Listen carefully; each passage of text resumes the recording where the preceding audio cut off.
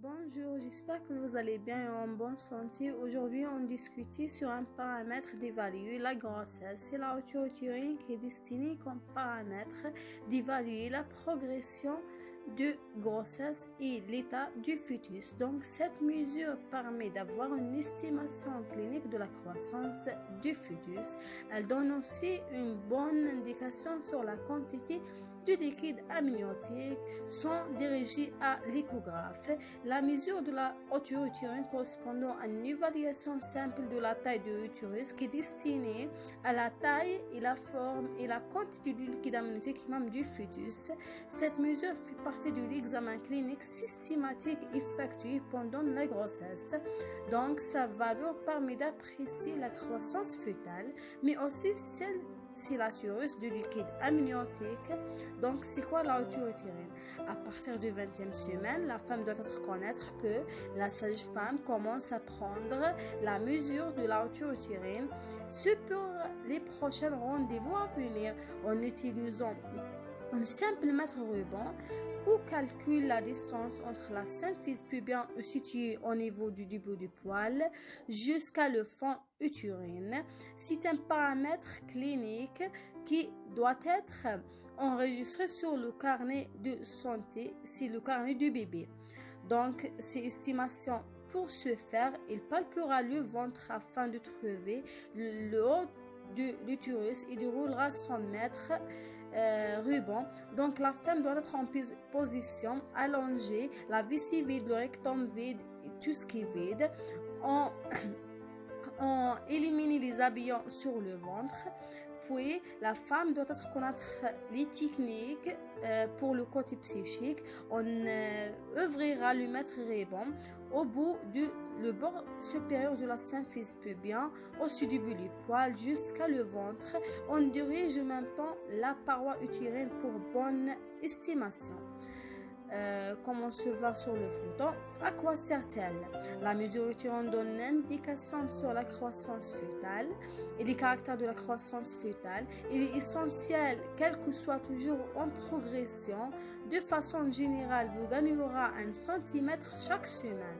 Entre la 18e et la 32 semaines. À partir de 32 semaines, on gagnera 1 demi-centimètre. La mesure de la hauteur utérine en centimètres correspondant de façon générale au nombre de semaines de grossesse et au nombre de mois. Toutefois, ce résultat doit être interprété dans un contexte global qui est enregistré sur le carnet de santé.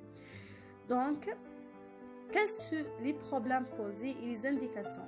Lorsque la mesure est inférieure au nombre de semaines de grossesse, cela peut signifier qu'il s'agit d'un petit bébé, donc peut-être souffre d'un retard de croissance ou trop peu de liquide amniotique.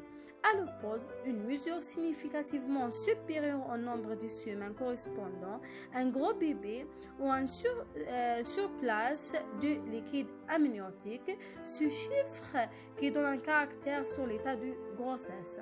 Dans les deux situations, le médecin vous prescrira une échographe pour valider ces informations et des tests supplémentaires comme le bilan d'HTA et du diabète pour tenter d'en trouver la cause. Toutefois que plusieurs éléments viennent influencer la hauteur utérine, la position du bébé, le poids du futur maman et les antécédents familiaux aussi. Donc, les nombres normaux après, légalement l'individu qui prend la mesure peut avoir un impact pour cette raison et recommander que ce soit toujours le même personne qui l'effectue doit être compatible à faire pratiquer la technique. Donc, les valeurs normales, la hauteur utérine doit être obéie à les règles de 4. Donc, les premiers mois jusqu'à 7e mois doit être évalué le nombre de mois fois 4. Entre 16 et 32 semaines, le nombre de semaines moins 4, c'est la hauteur utérine. À partir du 7e mois, le nombre de grossesse, le nombre de mois de grossesse fois 4 moins 2, c'est la hauteur utérine. Et en semaine d'aménorrhée, à partir de 32 semaines, la hauteur utérine évolue de 0,5 par semaine jusqu'au terme. Donc, pour évaluer la hauteur utérine, on estime la longueur de l'utérus est conseillée et destinée sur l'état du fœtus et la position. Les valeurs normales de la hauteur utérine en centimètres en fonction du terme de grossesse souhaitable. Par exemple, de 20 semaines d'aménorrhée au 4e mois, la hauteur utérine 16.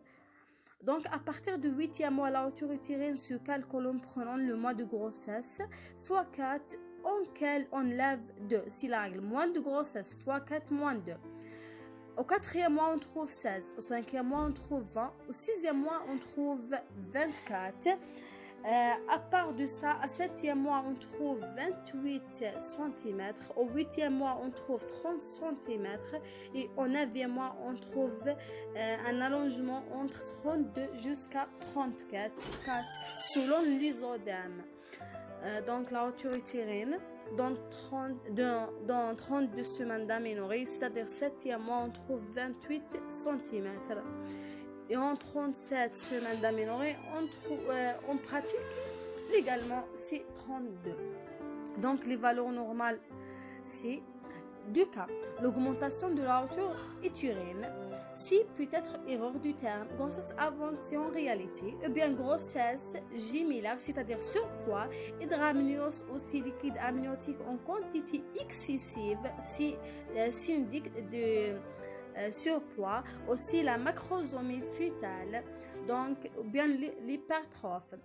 Aussi, dans le deuxième cas, diminution de la hauteur utérine, peut-être erreur du terme grossesse plus jeune en réalité, oligoamnios, si liquide amniotique en quantité diminuée, ou anamnios, l'absence de liquide amniotique, peut-être aussi retard de croissance intra-utérine ou bien le mort fœtal in utero. Donc, doit être conseillé la femme en l'épidémie et les polycliniques et les maternités que doit être au début de grossesse évaluer sa hauteur utérine. N'oubliez pas d'avoir les j'aime, les commentaires aussi, d'abonner ma chaîne. Merci beaucoup pour votre attention.